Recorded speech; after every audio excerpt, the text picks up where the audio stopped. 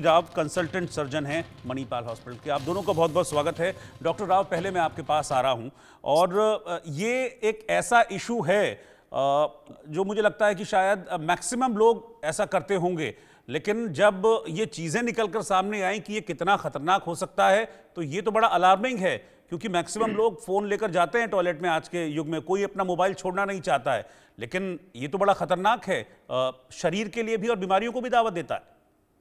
Sir actually क्या है आजकल के टाइम पे डॉक्टर इतना डॉक्टर राव से मैंने सोनिया जी ये सवाल पूछा था, फिर मैं नेक्स्ट आपके पास आ रहा नमस्कार। हूँ। जी डॉक्टर राव। ये प्रॉब्लम तब ज़्यादा उभर के आई जब कोविड का प्रकोप था। तब काफ़ी जगह ये टेस्ट चेक कर रहे थे कि क्या कोविड मोबाइल के यूज़ से फैल रहा है। और तब ये मालूम पड़ा कि तभी हमें बहुत अचंभित थे हम डॉक्टर्स कि लोग मोबाइल फ़ोन लेकर टॉयलेट सीट पर जाके बैठ रहे हैं।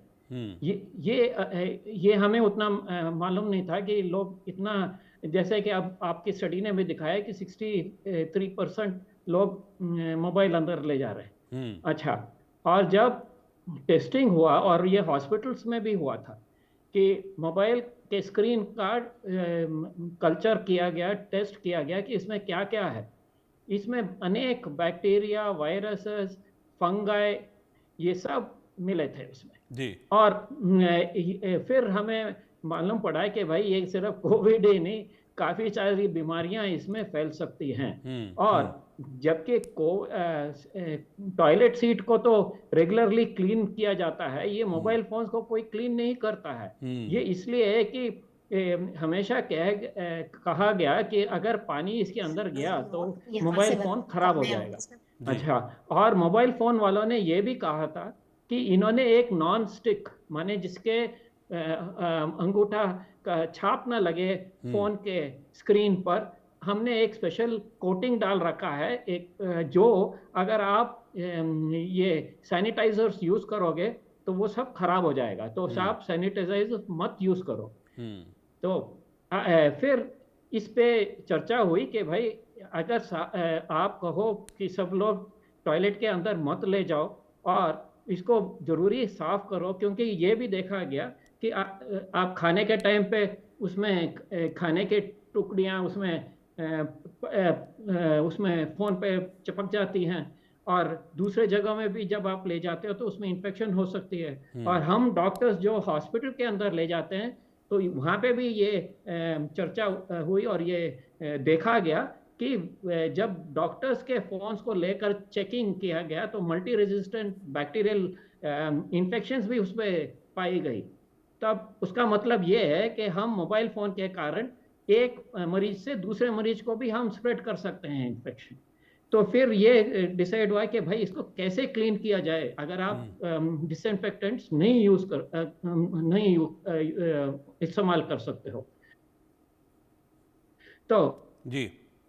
इसलिए फिर ये डिसाइड हुआ कि आप पानी और जरा सा गीला, जो आप चश्मा क्लीन करने के लिए जो माइक्रोफाइबर कपड़ा आता है उसमें उसको जरा सा गीला करके उसमें जरा सा सोप डाल के आप क्लीन करो, और ये देखो कि पानी फोन के अंदर ना जाए, और फोन को ऑफ करके फिर क्लीन किया करो।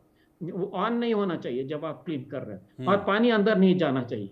दूसरा तरीका हमने देखा कि ऑफिस में और हॉस्पिटल्स में ये जो अल्ट्रावायलेट लाइट है जो सैनिटाइजेशन के लिए माइक्रोबायोलॉजी लेबोरेटरीज में यूज किया जाता है, वैसा ही एक अल्ट्रावायलेट बल्ब डाल के उसके नीचे भी इसको सैनिटाइज किया जा सकता है।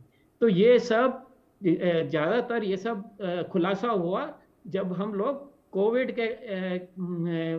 जब कोविड का प्रकोप था, तब हमने ये सब पता लगाया, काफ़ी सारे स्टडीज हुए इस पे। और हम तो सोचते थे कि एटलीस्ट भारत में लोग इंडियन टॉयलेट यूज करते हैं, ज़्यादा सब्जी फल खाते हैं, इनको कॉन्स्टिपेशन जैसे तकलीफ नहीं होगा, पाइल्स के जैसे जो सॉरी मैं अंग्रेजी शब्द यूज कर रहा हूँ, वो बैठ के वो नहीं होगा। पर हम तो देख रहे हैं कि ज़्यादातर भारतीय अब नमकीन, कुरकुरे ऐसे चीज़ें खाने लग गए हैं उनको फिर ठीक से कॉन्स्टिपेशन होता है, ठीक से टटी नहीं होता है, और वो इंडियन के बजाय वेस्टर्न टॉयलेट्स पे बैठ रहे हैं और बैठ के फिर फोन को देखे उसी पे ही काम करते रहे क्योंकि उनका मोशन पास नहीं हुआ है।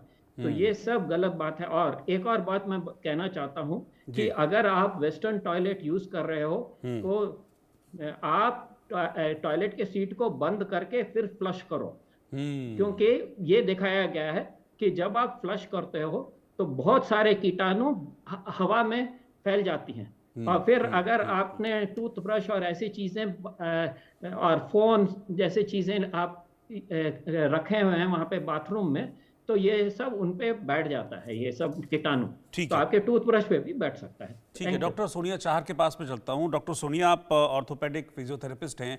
क्या आपके पास इस तरीके के केसेस आते हैं जब लोग ये कहते हैं कि भाई एक्सेसिव यूज़ ऑफ मोबाइल, क्योंकि देखिए जो एक पोजीशनिंग होती है टॉयलेट सीट पे बैठने की और उसके बाद मोबाइल हाथ में लेते हैं तो गर्दन ऐसे झुकी रहती है, तो इस तरह के केसेस आते हैं कि गर्दन में दर्द है, शोल्डर्स में दर्द है, और वो भी इस वजह से, इस रीज़न की वजह से। आप ऑडियो अपना ऑन कर लीजिए, आपकी ऑडियो नहीं आ रही है Sonia ji, please audio on कर लीजिए एक बार। जी is I audible to you? जी जी जी। हाँ सर, आजकल के टाइम पे ना जो ये प्रॉब्लम आप बता रहे हैं इतनी नॉर्मल हो गई है जब से लोगों का घर पे काम करना आसान हो गया है। घर पे लैपटॉप पे फोन पे उतना ही आसान फोन ले जाके वॉशरूम में हो गया है। बिकॉज क्या हो गया है कि जब हम लैपटॉप पे काम कंटिन्यूस करते रहते हैं तो हमें कुछ टाइम जो मिलता है वो फोन पे मिलता है। अगर आप देखेंगे, अगर मैं रिसर्च की बात करूं तो आप एक बात सोचने वाली है कि हमारे देश में ऐसे कम से कम 90% लोग हैं जो बिना फोन के वॉशरूम में जाते हैं। अगर आप उसमें देखेंगे, हर किसी का एक मोटिव रहता है कि मैं वॉशरूम में जाके ही रिप्लाई कर दूं।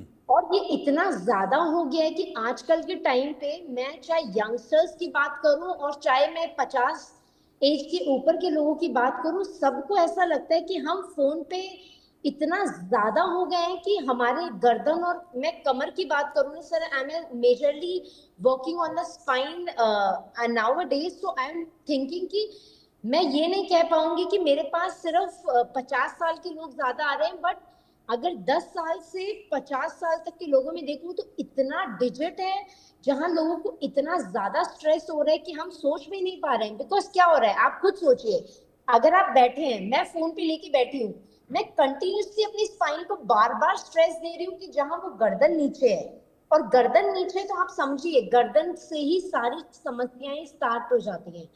जहाँ की वो क्या करती हैं हमारी ना, मेजरली सर नेक में ना पैरास्पाइनल मसल्स होती है, स्पाइन में पैरास्पाइनल मसल्स होती हैं जो कंटिन्यूसली स्ट्रेस प्रोड्यूस करती हैं। और एक नॉर्मल सी बात है सर, हमारी जो पूरी बॉडी है 3 चीजों से ही बनी है, जिसमें जॉइंट है, नर्व है और मसल्स है। अब आप एक बात सोचिए, जब आप सुबह उठते हो, आप वॉशरूम जा रहे हो, आप 30-40 मिनट, शायद मैं कम ही बता रही हूँ, लोग वॉशरूम में बिताते हैं इतना अपना टाइम, जहाँ पे वो कंटिन्यूसली अपनी मसल को इतना स्ट्रेस कर देते हैं कि नर्व, वो पता है आजकल के टाइम पे आई सी 100 पेशेंट इन अ डे, वो क्या बताते हैं कि मैडम मैंने कुछ करा ही नहीं, मैं तो आराम से था, मैंने सिर्फ नीचे से सामान उठाया और मेरे दर्द हो गया। बट आप ये बताओ तो सही कि आप जब कंटिन्यूसली वॉशरूम में 30 मिनट फोन लेके बैठे हुए हो, कंटिन्यूसली आपकी पोजीशनिंग कैसी है? पोजीशनिंग आपकी गर्दन नीचे है, कमर पूरी नीचे है, आपका लंबर, थोरैसिक, जो आपका सैक्रल पॉइंट है कंप्लीटली गॉन है। तो कैसे आपको नहीं, अगर जर्क लगेगा तो किसको लगेगा? अब जब मांसपेशियों में इतना जोर आ जाता है सर, तो क्या होगा, नस में कंप्रेशन आएगी, तो आप अपने बिस्तर से उठ ही नहीं पाओगे। आप एक बात सोचो ना, मेरे एक हाथ है, इस हाथ में मैं उतना ही वजन ले सकती हूँ ना जिसकी इतनी कैपेबिलिटी है। हमारा लाइफस्टाइल इतना पुअर हो चुका है कि हम उससे ज्यादा उसमें काम ही नहीं कर सकते हैं। तो वो कहते हैं मैंने कुछ करा ही नहीं, पर ऐसा हुआ कि मैडम मैं उठ ही नहीं पा रहा हूँ अपने बेड से। क्यों नहीं उठ पा रहे हो? क्योंकि आपकी इतनी क्षमता ही नहीं, उससे ज्यादा आपने काम कर लिया है। आप कंटिन्यूसली अगर 365 दिन 30 दिन अगर आप वॉशरूम में बिता रहे हो, तो आप सोचो आप अपनी लाइफस्टाइल के साथ वो क्राइम कर रहे हो जिससे बड़ा और कोई क्राइम नहीं हो सकता है। फिर आप जाओगे ही जाओगे डॉक्टर के पास। मैं अपने हर पेशेंट को एक ही चीज कहती हूँ, नॉर्मल लाइफस्टाइल में क्या होता है कि आप 12-15 गिलास पानी पीजिए, अपने फोन से दूर रहिए। बट आजकल के टाइम में सबसे ज्यादा लोग फोन के पास, चलो देखो आजकल टाइम मैं और आप हैं, हमें अपना फाइनेंशियल कंडीशन को अपग्रेड करना है, but in case of taking the washroom is also into the phones. आप समझो आजकल के लोग ना 9 बजे 10 बजे उठते हैं जब स्टॉक मार्केट उठता है ऐसे, और जब स्टॉक मार्केट 9 बजे उठ रहा है तो आप एक बात बताओ, तो आप 10 क्या 11 भी बजा सकते हो वॉशरूम में। एंड ये मेरा कहना कोई नॉर्मल नहीं है, अगर आप सर्वे लोगे तो आप देखोगे कि लोग अपने वॉशरूम में 1-1.5 घंटा बिताते हैं, बिल्कुल, और वही उनके लाइफस्टाइल को खराब करता जा रहा है। बिल्कुल वही। मैं सर्वे के जो आगे के जो 3 सवाल और हैं, मैं वो सवाल उनके जवाब बताता हूं, फिर मैं आप लोगों के पास वापस आता हूं। तो सर्वे का मेरा अगला सवाल था कि क्या आप ये महसूस करते हैं कि टॉयलेट में बैठकर फोन इस्तेमाल करने से आपकी पीठ और गर्दन में दर्द की समस्या बढ़ी है? 59% लोगों ने कहा कि हाँ, उन्होंने नोटिस किया कि इस आदत की वजह से उनकी गर्दन और पीठ की जो दर्द है वो बढ़ गया है। 39% लोगों ने कहा कि नहीं, हमको ऐसा महसूस नहीं हुआ। 2% लोगों ने इस पर कोई भी जवाब नहीं दिया। सर्वे के अगले सवाल की तरफ बढ़ता हूं। आपने कभी महसूस किया है कि टॉयलेट में मोबाइल फोन का इस्तेमाल करते वक्त आपको ध्यान ही नहीं रहता है कि आप कितनी देर टॉयलेट में बैठ गए हैं? 61% लोगों ने कहा हाँ, हमें पता ही नहीं चलता है टाइम का कि कितना वक्त अंदर बीत गया है।